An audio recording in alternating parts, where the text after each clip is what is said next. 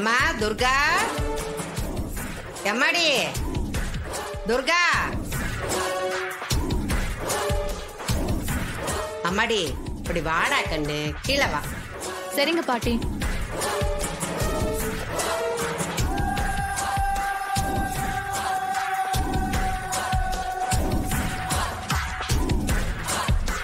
நீ நல்லா சமைப்பேன்னு சொன்னல?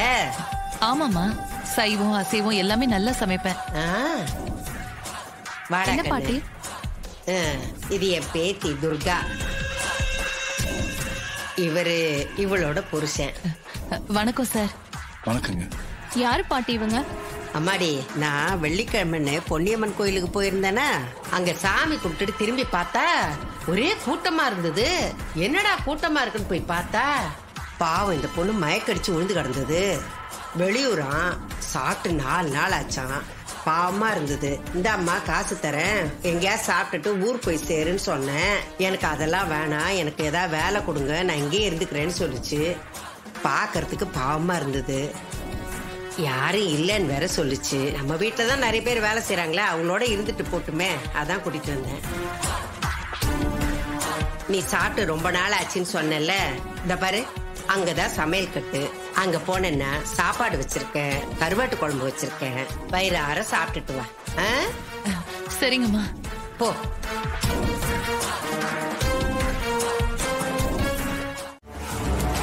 மருமகளே, இப்ப என்ன சொன்ன திருப்பி சொல்லு. நான் என்னத்த சொன்னேன்? ஏதோ மாப்பிள்ளை வெடின்னு சொன்னியே. அது ஏதோ மாப்பிள்ளை வெடின்னு ஒண்ணு வாங்கிட்டு வந்திருக்கான்.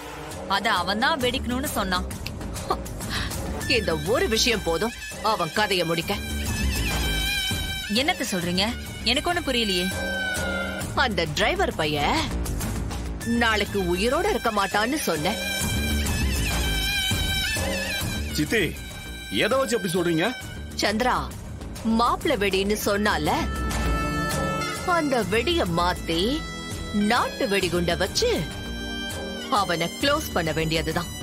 சித்தி, நீங்க சொல்றது கொஞ்சம் ஆபத்தா இருக்கும் போல இருக்க. வேற வழி இல்லடா மவனே. இது ஒரு நல்ல சான்ஸ். இத நமக்கு சாதகமா பயன்படுத்திக்கிறது தான் புத்திசாலித்தனம்.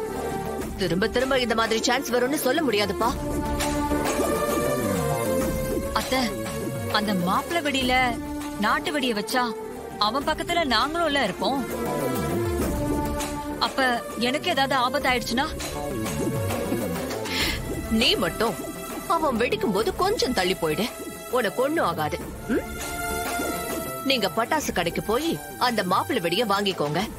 அப்புறம் நான் சொன்னேன்னு சொல்லி சரவண கிட்ட.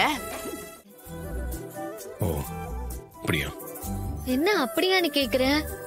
பொண்டாட்டி மருதாணி வச்சுக்கணும்னு சொல்றாளே, ஆசையா நம்ம வச்சு விடுவோன்னு உனக்கு ஏதாவது தோணுதா?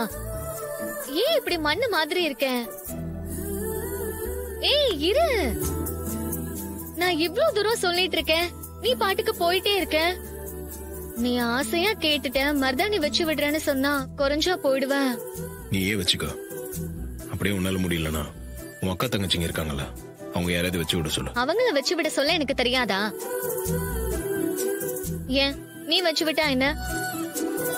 உன் மனசுலதான் லவ் இருக்குல்ல, அப்ப வச்சு விட வேண்டியதானே. எனக்கு மருதாணி வைக்க தெரியாது. பரவாயில்ல, கொஞ்சம் முன்ன பின்ன இருந்தாலும் எனக்கு வச்சு விட.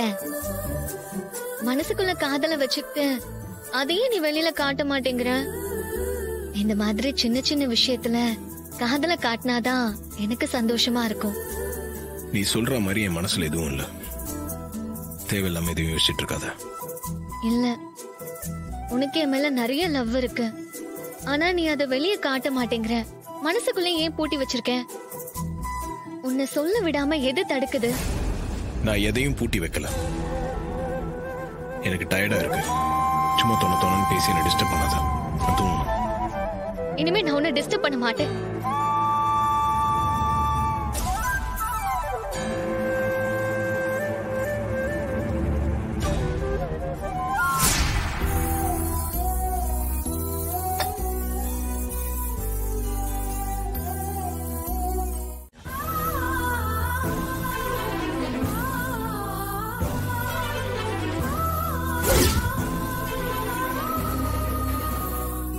என்ன ரவதி, கண்ணெல்லாம் கலங்கிருக்கு, என்னாச்சு? கார்த்தி ஏன் இப்படி இருக்காருன்னு எனக்கு தெரியல. ஏன், எப்படி இருக்காரு? அவருக்கு என் மேல அன்பு, பாசம், காதல் எல்லாமே இருக்கு. ஆனா அதெல்லாம் வெளிக்காட்ட மாட்டேங்கிறாரு. அதுதான் எனக்கு வருத்தமா இருக்கு. நான் குண்டடிப்பட்டு அன்னைக்கு கார்ல போனப்போ அவரு துடிச்சது, பரிதவிச்சது எல்லாத்தையும் நான் பார்த்தேன். அப்புறம் ஹாஸ்பிட்டல்ல ஆபரேஷனுக்கு அப்புறம் தனியா இருக்கிறப்ப என்ன மனசார லவ் பண்றதா சொன்னாரு. அப்ப நான் அரை மயக்கத்துல இருந்தேன். இருந்தாலும் அன்னைக்கு அவரு ஐ லவ் யூ என்கிட்ட சொன்னது எனக்கு நல்ல ஞாபகம் இருக்கு. ஆனா இப்போ கேட்டா அப்படி ஒண்ணும் என் மனசுல இல்லன்னு சொல்றாரு. எதுக்காக என்கிட்ட இப்படி நடிக்கிறாருன்னு ஒண்ணுமே புரியல மாமா. உங்களுக்காச்சும் காரணம் தெரிஞ்சா கொஞ்சம் சொல்லுங்களேன். நீங்க எப்பவுமே அவர் கூடவே இருக்கிறவர் தானே, கண்டிப்பா உங்களுக்கு தெரிஞ்சிருக்கும். ப்ளீஸ் கொஞ்சம் சொல்லுங்க மாமா. ரேவதி, நீ சொன்ன மாதிரி சகலைக்கு உன் மேல ரொம்ப காதல் இருக்கு. உனக்கு ஒண்ணுனா அவர் துடிச்சு போயிடுவாரு. நீ குண்டடிப்பட்டு ஆஸ்பத்திரியில கிடந்தப்ப அவர் பட்ட அவஸ்தைய பக்கத்துல இருந்து பார்த்தவன் மண்ணா.